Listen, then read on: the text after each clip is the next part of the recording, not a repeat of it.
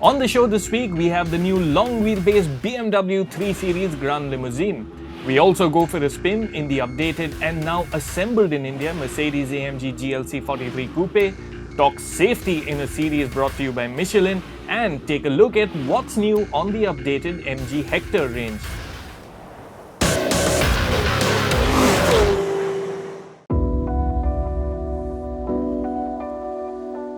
A new BMW 3 Series derivative is always something to look forward to.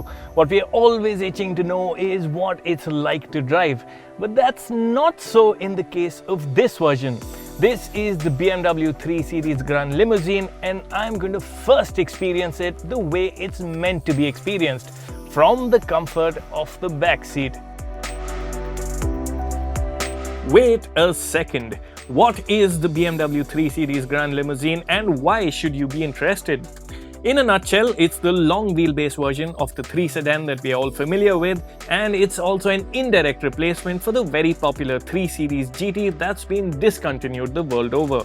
The Gran Limousine is 110mm longer than the standard 3 Series sedan in its wheelbase, making this the longest model in the segment. Though it must be said, it doesn't look ungainly or oddly stretched in profile. Elsewhere, it's only the new design for the 17-inch wheels and the L in the badge at the back that differentiate the 3 Gran Limousine from the comparable spec 3 Series standard wheelbase sedan. Now that we've established what it is, let's cut to what the 3 Series Gran Limousine is good at. Gulab Singh, office ki taraf le jao.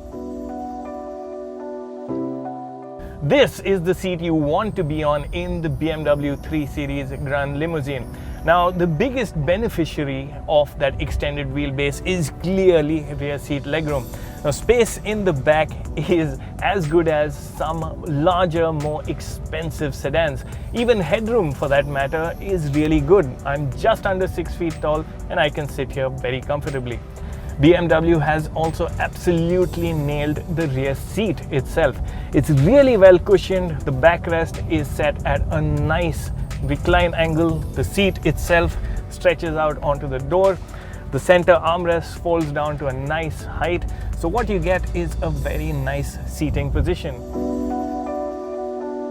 And even the upward shape of the seat base provides really good under-thigh support, so all in all, a very comfortable place to be. There's no backrest recline adjust, but it's not something that you'll miss. And all in all, the Gran Limo's redone rear seat is a big upgrade over the standard 3's rear seat. As for goodies and gizmos at the back, you get 2 USB Type-C charging slots, you get a dedicated climate control zone, and of course the big change on the 3 Series Gran Limousine is the incorporation of a panoramic sunroof, and it does make a difference to the experience at the back.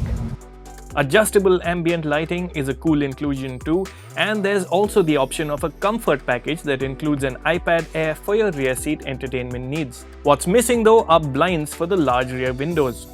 Also note, the high center tunnel means this is a seat best for 2 occupants. On the move, those familiar with the standard 3 Series will note some improvements on the Gran Limousine. BMW has softened the suspension on the 3 Series Gran Limousine, and low-speed ride has become particularly cushy. You'll really like how nice and absorbent the suspension feels in town. The chunky 17-inch tires also come into play on the rough stuff, and here's what the big 3 is like on drives out of town. The 3 Series Gran Limousine doesn't feel quite as well tied down as the standard 3 Series at higher speeds, but still body movements are well contained. You'll also find that the up and down motions are very genteel. But those with a keen ear will note that the 3 Series Gran Limousine's cabin is not quite as hushed as it could have been. There is some road and wind noise that creeps in at higher speeds. On the whole, it's great as a car to be driven around in, but what's it like to drive? Like the standard 3 sedan, the 3 Gran Limousine will be offered with a 258 HP 2-litre turbo petrol engine and a 190 HP 2-litre diesel unit. With us today is the 320 LD diesel, and initial impressions from behind the wheel are good. If you've driven the standard 320D, you won't find much difference in terms of performance on this 320LD. It's powered by the same 190 HP 2-liter diesel engine, and this is an engine that will put a smile on your face. It's responsive, the mid-range has strong punch, and it also likes to rev pretty hard. The 320 LD does the 0 to 100 kph dash in a commendable 7 seconds. Performance in everyday driving is nice and likable too. The engine is quiet and easygoing when you need it to be, but load it up and it does sound a bit gruff. But does it drive like a 3 Series? The short answer is no. It's set up softer than the standard 3 Series, and this is clear around the bends. So where the standard 3 Series feels sporty and agile in the corners, this one feels smooth and graceful. But you know what? This car's target clientele really won't have an issue with that. You can adjust the experience with engine, gearbox and steering settings, but only to an extent. You can shuffle through the drive modes, but even at its sportiest setting, it doesn't quite feel like a sports sedan. And well, frankly, it has limousine in its name, so it has no need to. The driving position is typical 3 Series though, low and sporty. In fact, if you've been behind the wheel of a 3, you'll find yourself at home in the 3 Gran Limousine. The neat new age BMW dash is shared with the standard 3 Series sedan. Things to like include the 10.25-inch touchscreen display that's slick to use and now also offers Android Auto, while the all-digital instruments display remains polarizing thanks to its counterclockwise tachometer. The front seats that sport adjustable thigh support are also comfy, and overall quality is good with tan leather and unlacquered wood helping the ambience inside. Some surfaces on the center console don't feel premium enough though. The 3 Series Gran Limousine will be available in 2 trim levels. Here's a quick look at all that's on offer on the luxury line trim. The M Sport that will be offered only on the 330 Li adds in heads-up display, a 360-degree camera and gesture control. Also included will be an M Sport styling pack and larger 18-inch rims. Of the other things, the 3 Gran Limousine features a powered tailgate. India spec cars handily get a space-saver spare tire that's neatly concealed under the boot floor. However, the boot is quite shallow and usable luggage room is limited.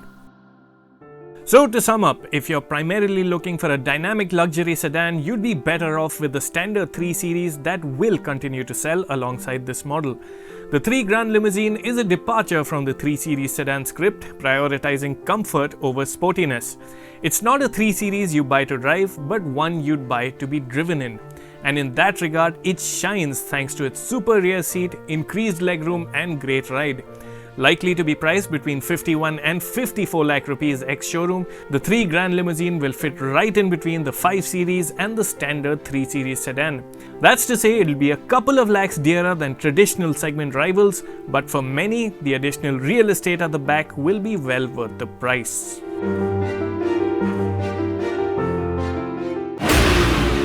After the break, we go for a spin in the updated Mercedes-AMG GLC 43 Coupe, talk safety in a series brought to you by Michelin, and take a look at what's new on the updated Mg Hector range.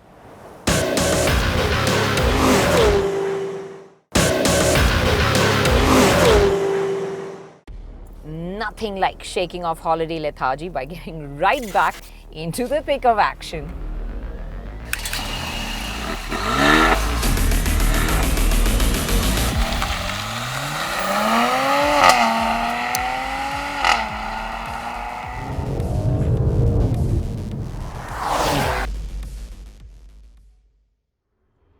So SUVs are a thing. Coupe SUVs have become a thing. Performance SUV coupes? Well, people still have questions about performance and SUVs going together. But let me tell you, that is becoming a thing. Especially in our country, there is a practicality you cannot deny. And I'll tell you more on that. But first, let's get to brass tacks. Powering this AMG is the same 3-litre V6 petrol as before, paired to a 9-speed automatic gearbox, sending power to all 4 wheels. 69% of which is to the rear. Power has been upped a bit, and boy oh boy is this fun. Put your foot down and there is just plenty of action, lots of thrill factor. This is quick. This 1.5-ton SUV doesn't feel its weight, and it pulls to the 100 mark in just 5.4 seconds. It does the 20 to 80 slog in just 3.41 seconds and the 40 to 100 in 3.98. So when you're looking for those quick overtakes and sudden bursts of acceleration, it's really quick to serve them up. Yeah, this is a thrilling drive, and adding to the thrill and the drama is the soundtrack.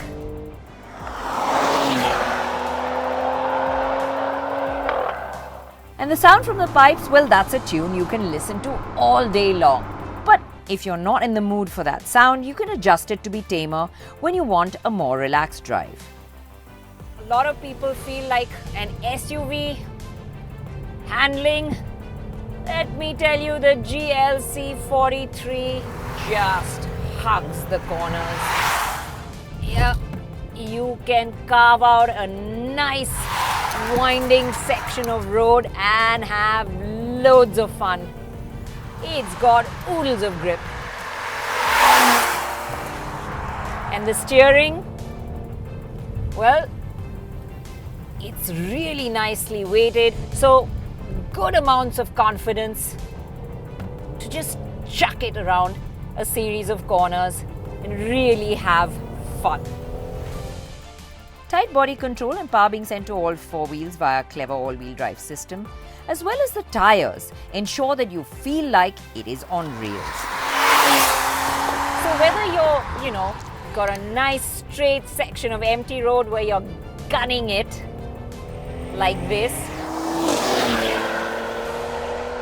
or whether you want an overtake in traffic, it's equally easy. And that's the beauty about this, whether you're really pushing it at high speeds or whether you're sort of trundling around in traffic, it's equally happy. So yes, really easy to use as even your everyday commute.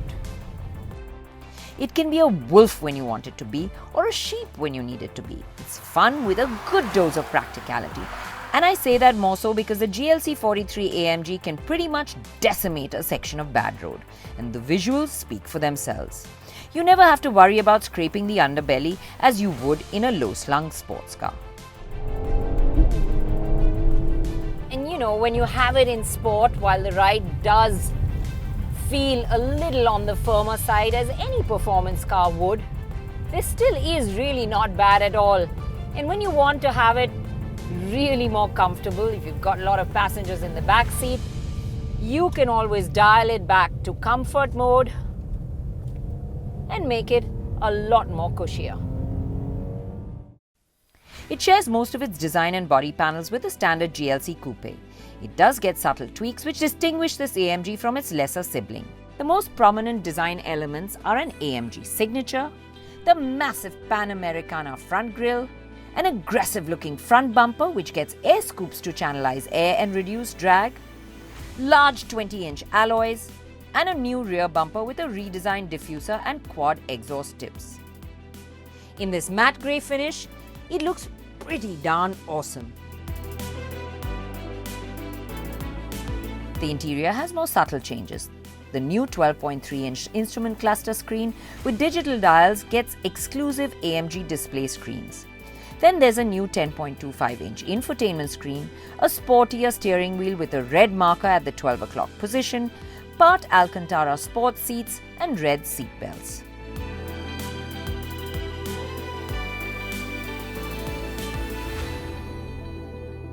Okay, so then you have the back seat. Now nothing much here has changed. It's still pretty much the same. Lots of leg room, place to stretch your feet out under the front seat so you can get quite comfortable here in the back. Tall people might find the headroom a bit tight because of the coupe roofline, but you can even get 3 people in here, so your family won't object to you having this as a performance car. Now that brings me back to what I said in the beginning. Performance SUV coupes, are they a thing? Well, I definitely think they can be, especially in our conditions. I mean, you can take this anywhere, unlike a low-slung sports car where you have to worry about scraping the bottom. This goes over everything. The ride quality is really good. Your family can be in it in comfort. You still got that honking, stonking performance. And of course, it looks really nice too. Now, for the first time ever, AMGs are being assembled in India, and this is the first one to come off the line, the GLC 43. So it comes at an attractive price of 76.4 lakh. And I think that's great for performance with everyday practicality.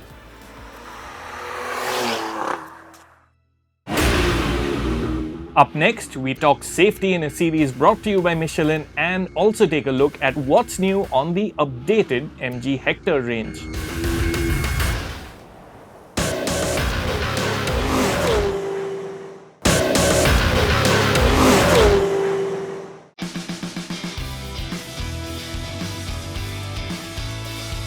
Your safety, our priority. Committed to safer mobility for a better way forward. Brought to you by Michelin Tyres.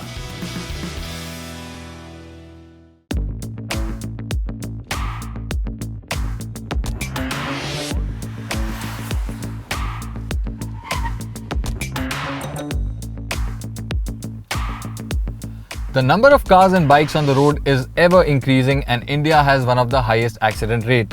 This needs to change, and we are committed to helping however we can. But it really begins with you, the person behind the wheel, driving safe. Though what we say today may seem basic, but remember, every small thing adds to making our roads safer. So, let's drive safe. It begins with checking your car and ensuring it's completely safe to drive, which we've already shared with you.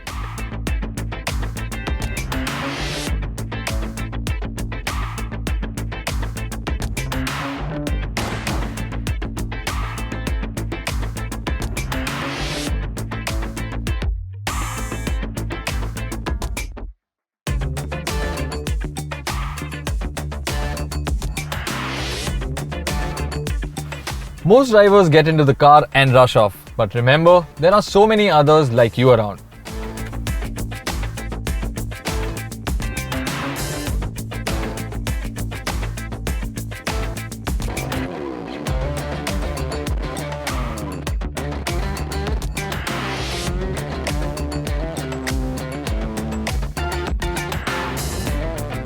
Once you get going, remember to be aware of everything around you, and yes, most importantly, follow the rules.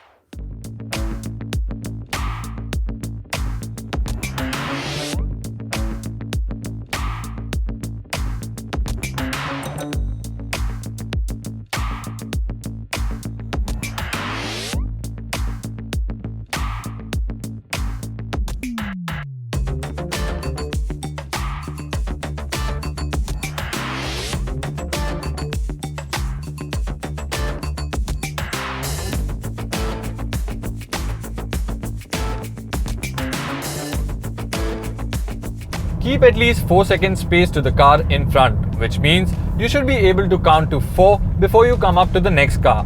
And as your speed increases, keep a larger distance to the car in front of you. If you double your speed, you'll quadruple your braking distance. Lastly, leave room for error. Remember, others around you can make mistakes too. Drive safe and stay safe.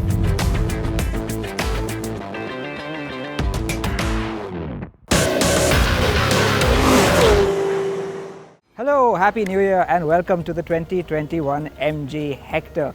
Now, this is the car that launched the MG brand here in India less than 18 months ago, and here they are with an updated version that addresses some of the criticisms that customers gave them, and so did we. There are a few small but very significant changes, and I'm going to talk you through them right now. At the front, not much has changed really. The grille is pretty much the same shape as it was before, but the new addition are these chrome studs like you'd find on the MG Hector Plus.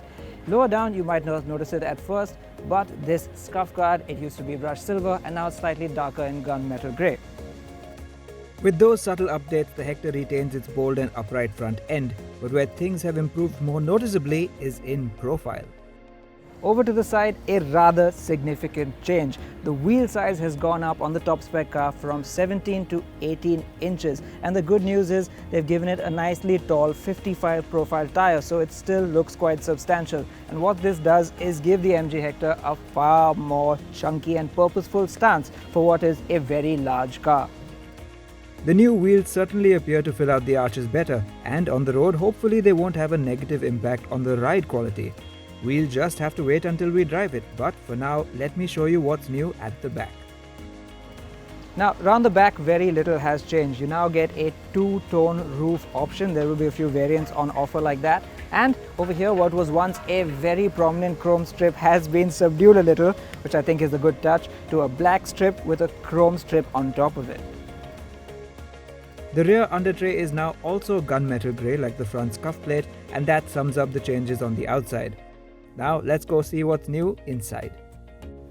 Now inside there are a few key feature additions, but I think you'll agree the one really big one is that they've changed the upholstery color. It's now this dual tone beige and black scheme, and it really does wonders to improve the sense of space, which was already quite big, and the ambience inside the cabin. It does really give it a more luxurious feel.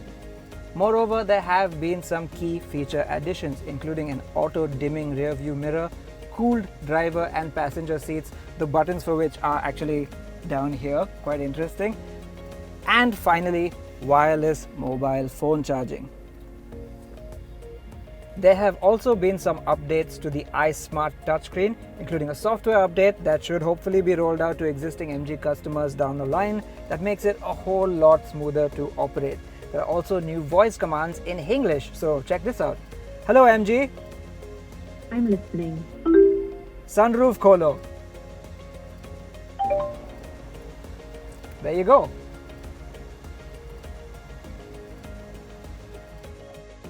So that's all that's new on this 2021 MG Hector, and though they aren't many, the changes have addressed criticisms of the SUV in a relatively short time.